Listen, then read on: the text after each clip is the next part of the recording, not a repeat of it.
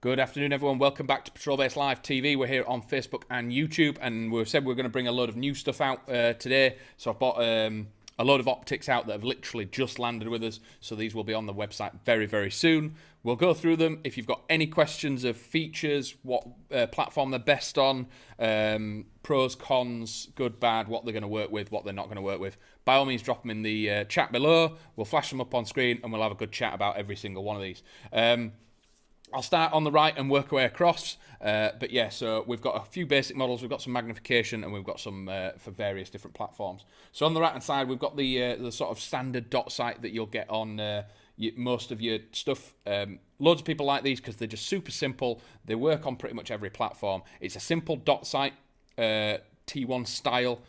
You've got red and green optic on this, so it's a little dot in the middle, and it is brightness adjustable and zero adjustable. So you've got elevation and windage on this, and it is toolless, kind of. When I say toolless, it means the caps are the tools themselves. So when you take the caps off these, be careful you don't lose them. It is totally fine to use other things, but you'll find two little dots in there.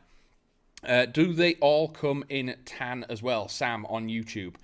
Some will come in tan and black. Some are just black, but some of them have different models, so the same optic will be in the same color but different features, and some come in like a bronze color rather than tan. But there are loads of different options between the ones that we've got here. There is probably a tan and a black variant, or a black and a bronze variant.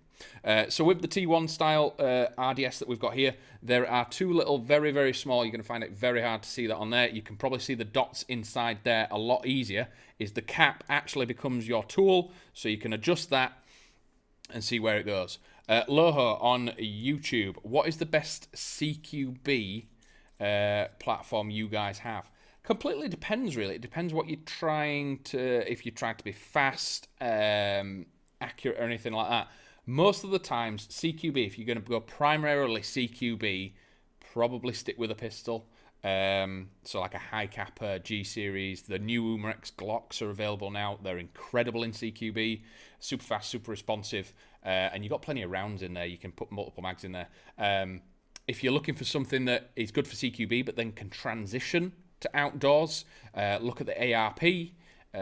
Some of the short arc tourist ones, G&G do a lot of really, really good compacts, but your main two is looking at any sort of pistol, or an ARP9 is probably your best bet for that. And if you're going for a CQB, one of these will be perfect as well. It'll work indoors, outdoors, and if you are CQB and you've got this as a dot sight, if you then transition to outdoor play, you could throw a magnifier on this and it'll work absolutely fine.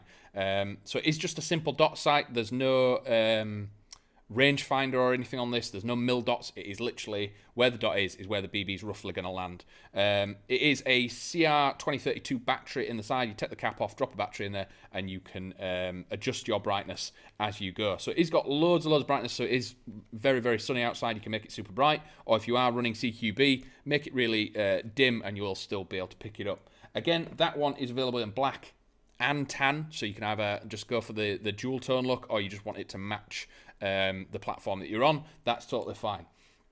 If the riser isn't your cup of tea, so if you wanted to run this on the front of an AK, or really low down, if you've got like a UMG or something like that, and you just want this to sit really low, both of them come with the low mount as well. So you can take this off, put this on.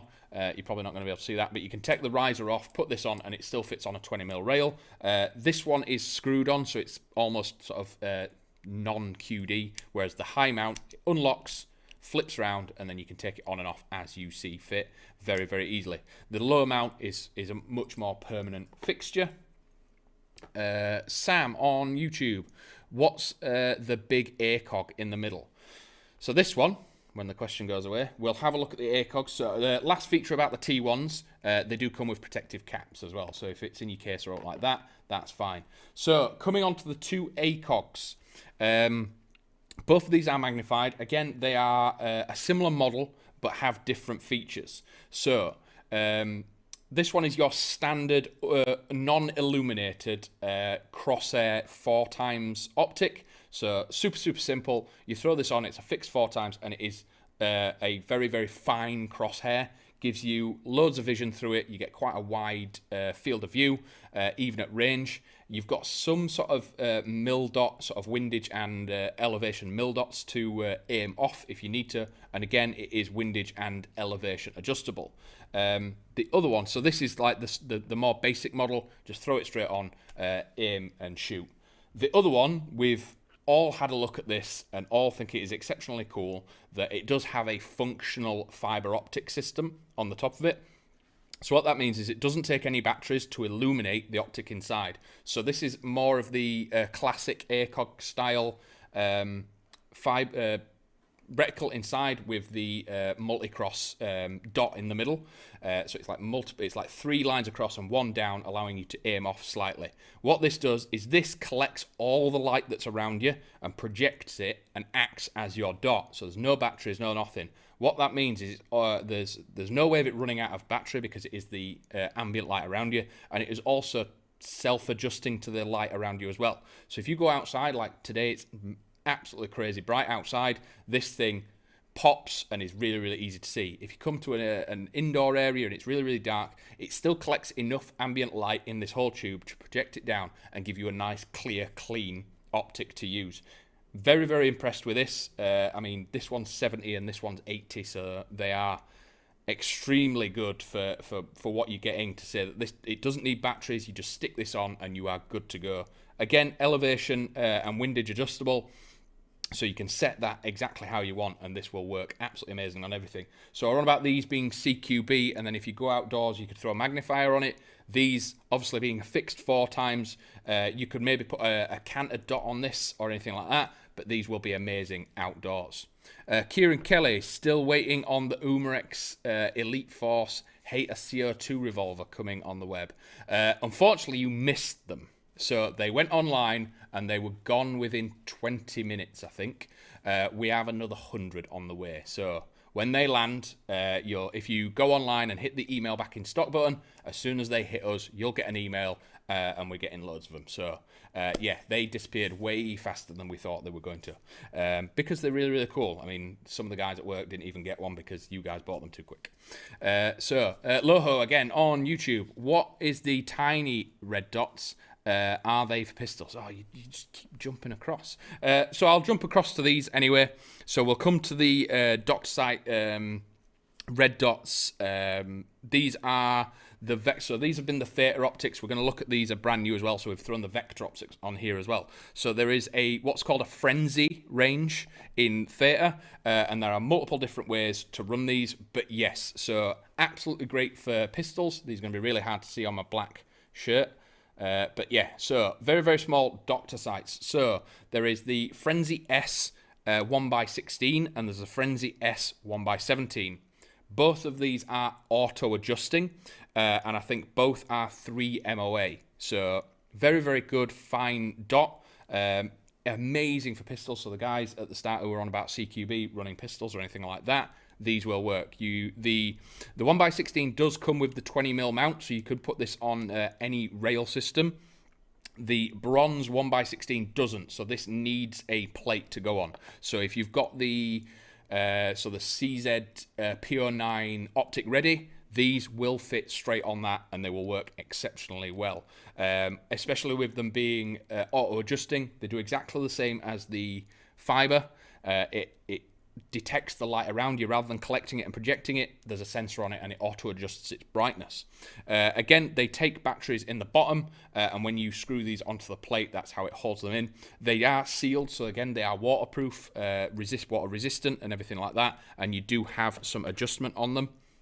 So on the Frenzy, you have elevation on the top, very small Allen key, and right and left, so windage on the right hand side there, and it gives you little arrows which way to turn them for right and left. But the bronze one is an exceptionally cool colour. Absolutely love this thing, and it is so you can quite see that it's almost iridescent, the front of it. So it is actually still exceptionally clear, and I am definitely probably going to have to add one of these to my pistol at some point because they're very, very cool. Inside, you do get all the tools to mount, adjust windage, everything like that. So if you have the optic ready, or you've got something that is optic ready, you can do the windage, you can attach it, take it off, all that kind of stuff with all the tools inside. The 1x16 and the 1x17 both come with covers, so if you are carrying it in a case or you just got it in a holster and you want to put it away, there are protective covers on there to stop them getting scratched or anything whilst you're not using them, and then you can bob these off. The covers will also act as a battery life extender, because these are automatic. When they are stationary for a while, they will shut down.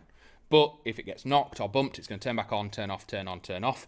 But if you've got the cover on it, if it does for whatever reason turn back on, it's going to turn on at an extremely low brightness, keep your battery life for longer, and these things use such a little battery, it's going to last you absolutely ages. Vector Optics do have a warranty as well. Not sure about the Theta yet. We've not looked at all the bits and bats, but anything like that will be on the website. But Vector Optics do have a warranty card in the box as well, so make sure you check that out. They are covered for most accidental damage and things like that. As long as it's not user-caused, 9 times out of 10 they can get fixed or replaced. But they are very, very cool. Super impressed with these. The machining, the finish, how these are sort of just the styling of them. Everything about this is awesome. So we will jump back onto the Spectre. Oh, we've got another question coming in. 54 Dunk on YouTube. Is there a glare on the fiber optic ACOG? I've just got a hollow for my M4 indoors. It seems to be glare, prevents clear. That's what we thought. So normally when the fiber optics turn up, you look through them and it does a lot of ghosting, and as soon as it gets bright, you get a load of flares coming out. This doesn't do it. That's why I think everyone was so impressed with this thing.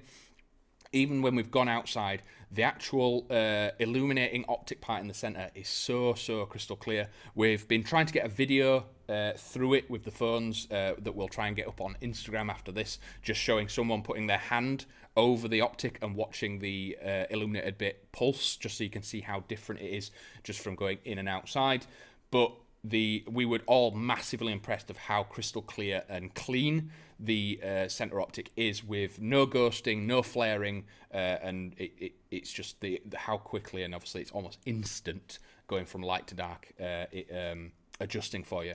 So yeah, super impressed with the fiber, and with it only being 80 quid, it's going to be an absolute an amazing option. Not having to buy batteries, not having to worry about that. You pick this up, point it, and it's going to be good. So we'll look at the big beast here. So this is the 4x32E scope. It does have the lever on the side. Some of these come with a 1:4 style. This is the fixed one. So rather than having the 1:4, this is fixed 4 times with the T-post style reticle inside with the mil dots to aim off. Instead of having the 1 times, you do have iron sights on the top. So James on Facebook, what would you say the best optic for CQB is? So we covered that at the start. There's multiple different options, but the 2 T1s on the right hand side are perfect for indoor, and it obviously allows you to transition outdoor if you need to. Because they are just a tube with a dot, basically you bring it up, they're really easy to get a good sight picture really quickly, and wherever the dot is, that's roughly where your BB is going to go. What these give you as well, they give you a really good option that if you do then start playing outdoors, you can throw a magnifier on there and then you can still compete.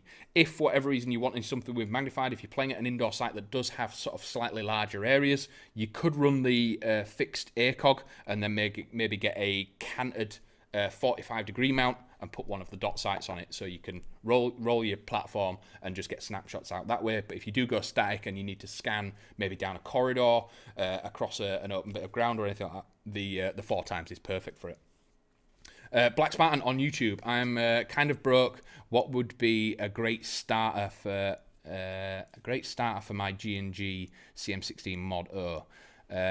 When you say starter, I presume that you mean starter optic if you wanted to throw something on these. So the T1's coming at about 55.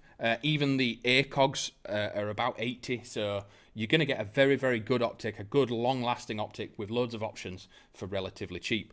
With the Theta range, you can even go to something, there's almost like a slightly larger but a plastic version of the dot sights that are like this that can go anywhere down to like 20 or 30 quid. I mean, you can throw a dot sight on there. You've got something that allows you to aim. But if you're running something like the G&G or something like that and you're running CQB, run iron sights for a bit, save up and get the optic that you want.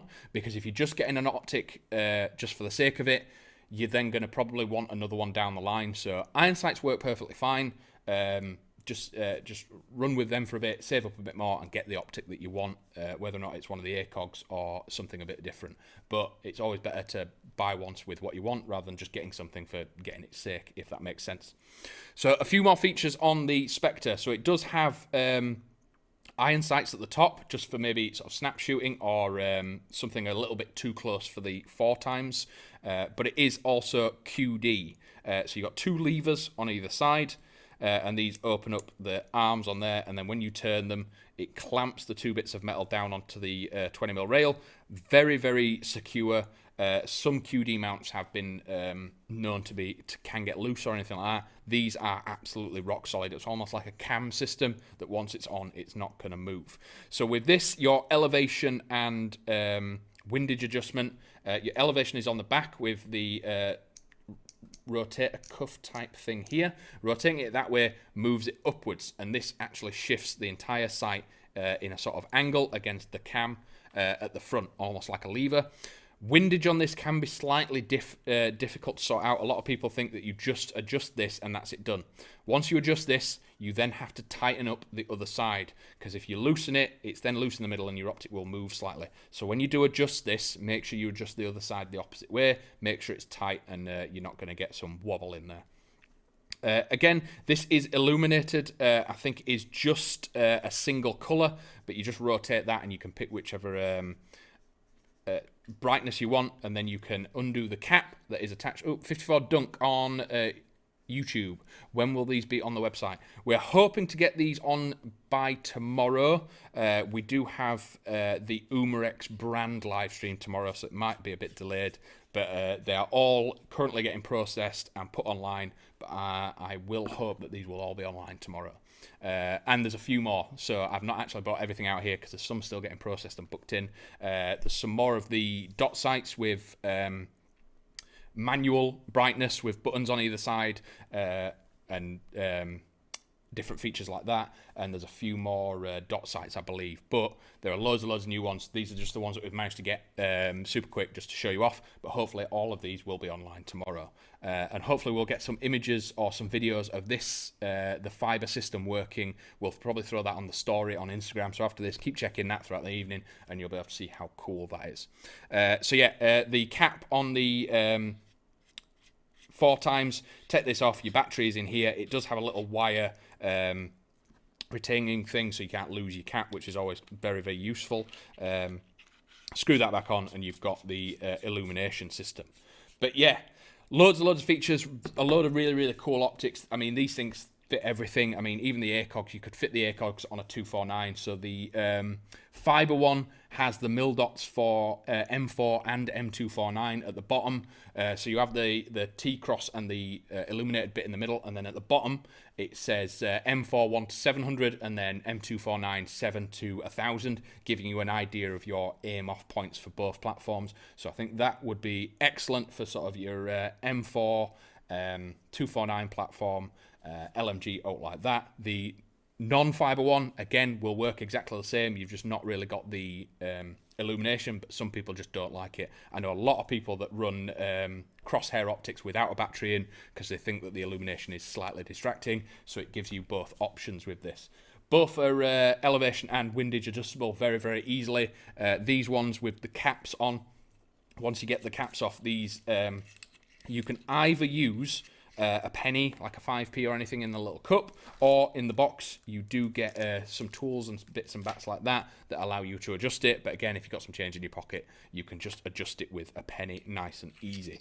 Again, screw the caps on. The caps have got O-ring seals on there to stop any corrosion getting inside the system on the general egress points, because obviously these are all sealed systems and you don't want any water or damage happening to the windage or elevation parts. So having seals in there is a very, very good option. So we've covered the dot sights. So the dot sights on my right hand side, about 55 quid, and you have high and low mount options in the box in black or white. The high mount is QD, so you can just unlock it, click it on, and you're good to go. And they both come with rubber caps, so when it is away, keeps it protected. The ACOGs in the middle, one is fiber illuminated with a T-post style crosshair. The other is just a flat, fine crosshair with no illumination, but you're looking at sort of 70, 80 quid between them. The 4x32, a lot of people like these. I think the downside on these is that they are quite heavy, but they do have that look. This thing on a scar it's very, very nice. The tan one on a tan scar is stunning. These are coming at about 120, and then the Frenzies are varying in price depending on the features they have, but they're about 80, 90 for them. They are expensive, but because of the machining, the finish, and the tech that's in these, that's why these are auto-adjusting, zero ball. There's lots and lots of fine parts in these, but there's a reason why they're expensive. It's because they're very, very, very cool.